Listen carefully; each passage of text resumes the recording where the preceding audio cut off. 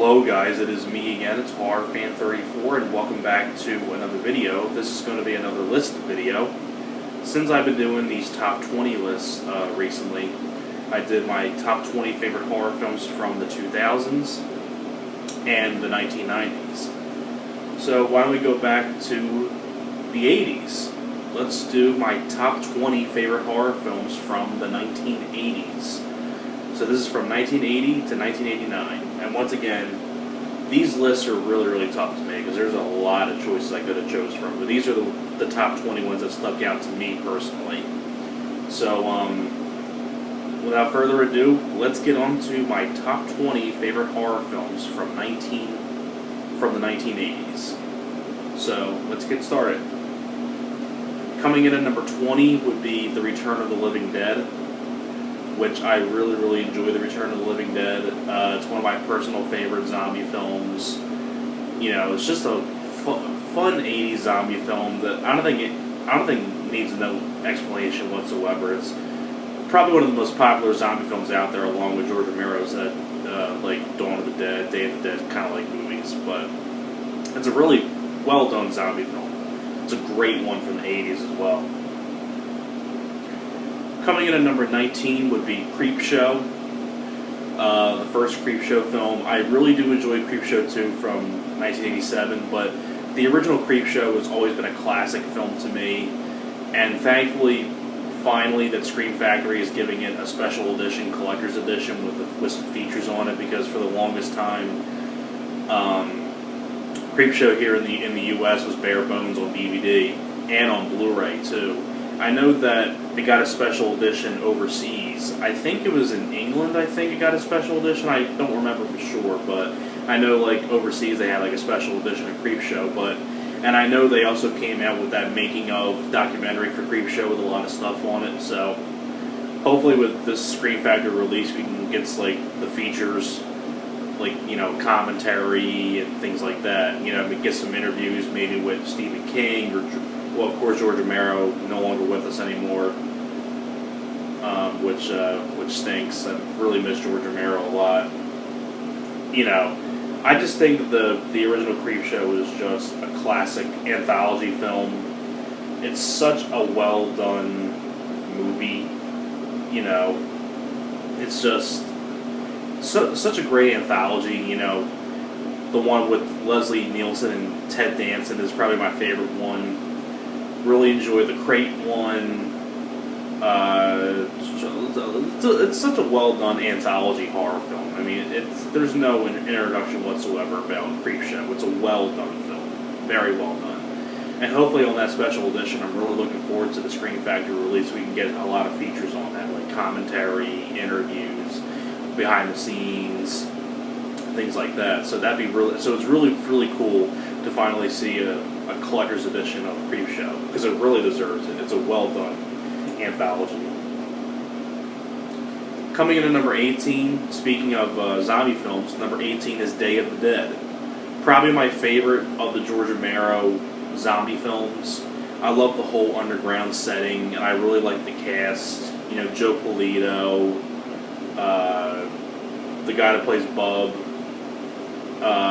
I really enjoy the lead woman. You know, George Romero just did a great job directing this. Really well done gore effects too. You know, with the scene where Joe Polito, when the zombies get him, it's just so well done. I love the whole setting, and Bub is like one of my favorite like zombie characters of all time. I really like the character of Bub. You know, Day of the Dead. I don't think anybody needs to hear about Day of the Dead. It's a classic one. Like with a lot of these ones on the list. Coming in at number 17 would be They Live. Well, probably my favorite Roddy Piper film. You know, one of the more underrated John Carpenter films. You know, John Carpenter films you hear about, you know, Halloween and things like that, but I think John Carpenter really has a lot of underrated ones, like Starman, Prince of Darkness. I even think Big Trouble in Little China is kind of underrated. I don't think really many people talk about Big Trouble in Little China. I really do enjoy John Carpenter as a director. You know, Christine's another good one. You know, They Live, I mean, I don't think any people, it's such a popular film with Roddy Piper and Keith David with the X-ray glasses where they see aliens, and such a cool flick. Really love They Live. Coming in at number 16 would be The Fog. Once again, another great John Carpenter film. Don't even bother with the remake. I already talked about the remake before briefly when I did my top 10 worst horror remakes. It's one of the most useless remakes I think I've ever seen in my life. But I love the original Fog. You know, such a well-done ghost story.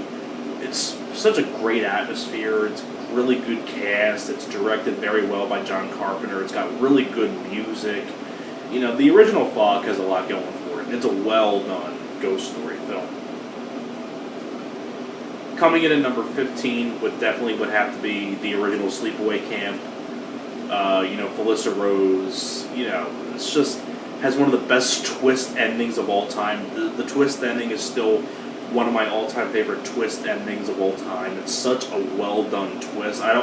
If you haven't seen the film yet, I won't say what the twist is, but you know, it's one of those twist endings that when you first see it, you never see it coming. Like, I remember when I first saw this film, it completely caught me off guard. I'm like, whoa, like, what an ending that was. I mean, the original Sleepaway Camp is one of my personal favorite slasher films of all time. Really love the original Sleepaway Camp, and I do have fun with the sequels, but the first one's always the best one. Really love Sleepaway Camp. Now, coming in at number 14 is a very, very underrated one that I don't think many people know or talk about, and that is a film called Alone in the Dark.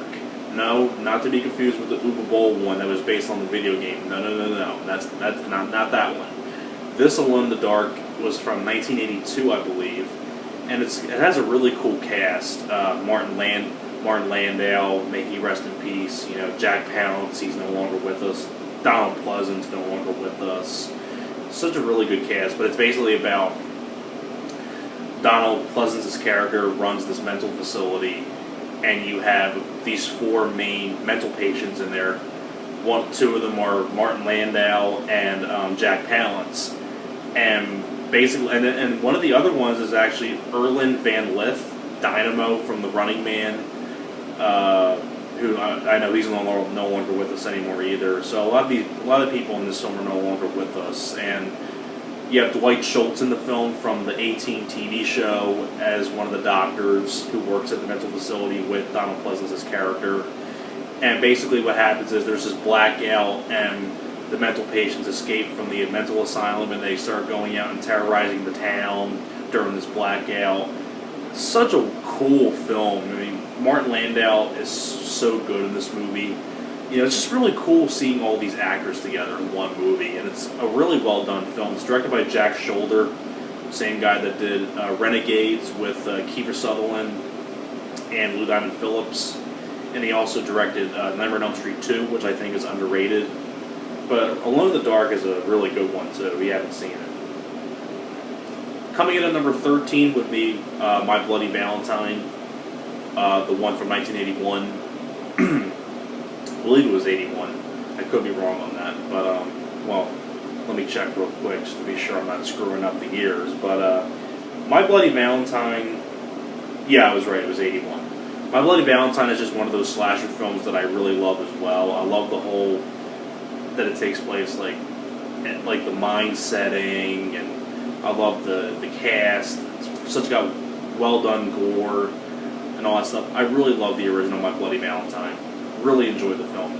Remake was alright, but I really do much prefer the original My Bloody Valentine. Now, coming in at number 12 was kind of a tough choice for me because I couldn't really choose any of these films that were from the 80s, so I kind of put it as one because, you know, it's my personal list. And that would be Friday the 13th, parts 1 through 8 from the 80s. You know, I couldn't really pick which one I loved because I really enjoyed most of them. I really enjoyed the first one, the second one, the third. The fourth one's probably my favorite. If I had to choose one, it'd probably be part 4. I really enjoyed part 6. You know, part 7 was pretty good as well. You know, part 8, you know, not the best, but I still thought it was pretty decent. Part 5 was pretty decent as well. So I can't, you know, there were some I liked more than others, but I do enjoy all the Jason films from the 80s, so I couldn't really decide which one I like. I really do enjoy both, or all of them, for different reasons. But I really, if I had to choose one, it'd be Friday the 13th Part 4, but I kind of put parts 1 through 8 from the 80s as one, because I couldn't really decide. Because I enjoy all the ones from the 80s. So, coming in at number 11 would be the original Nightmare on Elm Street. Yeah, I mean, like, the original Nightmare on Elm Street is a classic. I could have, mentioned Nightmare on Elm Street 3, Nightmare on Elm Street 2, and 4. Really enjoy those sequels, but I'm kind of more into, like, the Jason kind of, like, guy.